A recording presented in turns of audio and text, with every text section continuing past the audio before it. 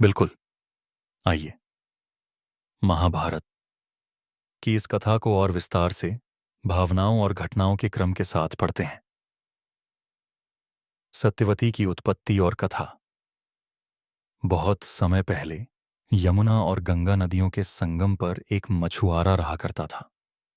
एक दिन उसके जाल में एक विचित्र प्रकार की मछली फंसी। जब उसने मछली का पेट चीर कर देखा तो उसमें से एक सुंदर कन्या निकली। मछुआरे ने यह कन्या अपनी पत्नी को दे दी और वही कन्या सत्यवतियों के नाम से प्रसिद्ध हुई।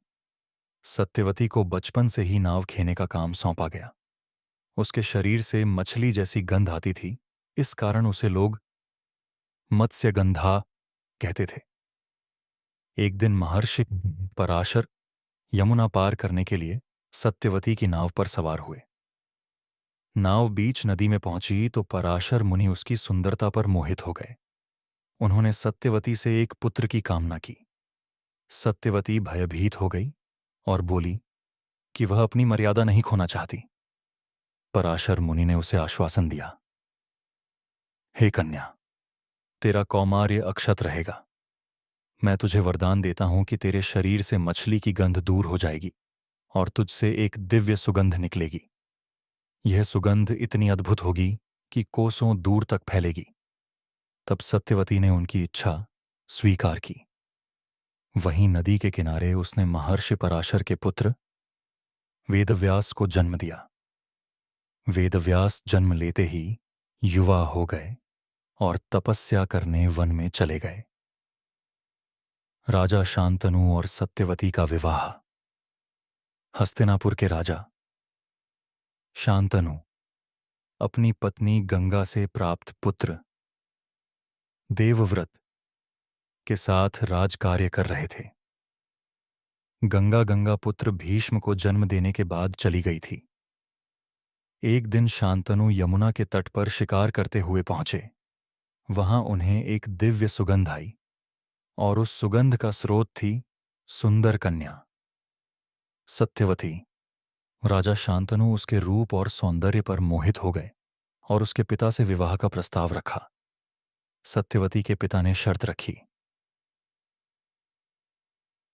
मेरी बेटी का पुत्र ही हस्तिनापुर का राजा बनेगा। यह सुनकर शांतनु दुखी होकर लौट आए।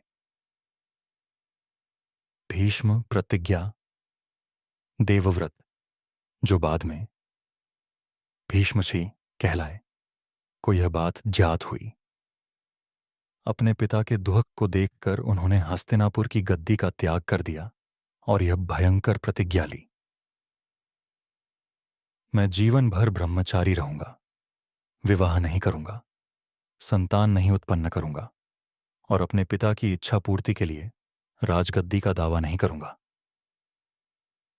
देवताओं ने उनकी इस भीषण प्रतिज्ञा से प्रसन्न होकर उन्हें इच्छा मृत्युकाल का वरदान दिया। तभी से देवव्रत को भीष्म कहा जाने लगा। शांतनु ने अपने पुत्र को वरदान दिया कि उसके जीवन में कभी मृत्यु उसके पास बिना उसकी इच्छा के नहीं आएगी। विचित्र वीर्य की कथा। राजा शांतनु और सत्यवती के दो पुत्र हुए। चित्रांगद, जो युद्ध में गंधर्व से युद्ध करते हुए मारे गए। तोन्मता, विचित्र वीर्य, जो हस्तिनापुर के राजा बने।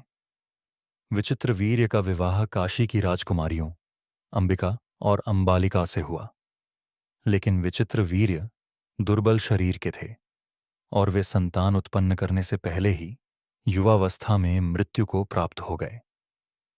अब हस्तिनापुर की राजगद्दी संतान विहीन रह गई। राज्य में वंश संकट खड़ा हो गया। न्योग से कुरुवंश की वृद्धि। सत्यवती ने अपने पहले पुत्र वेदव्यास को बुलाया। उन्होंने अंबिका और अंबालिका के साथ नियोग किया। अंबिका से धृतराष्ट्र जन्म से अंधे हुए, अंबालिका से पांडु। पीले वर्ण के हुए। एक दासी से विदुर का जन्म हुआ, जो धर्मराज के अवतार माने गए। महत्व: इस पूरी कथा में सत्यवती की भूमिका से महाभारत की नींव पड़ी। भीष्म की प्रतिज्ञा ने हस्तिनापुर के भविष्य को तय किया। विचित्रवीर्य और व्यास के नियोग से ही कौरव पांडवों का जन्म संभव हो सका।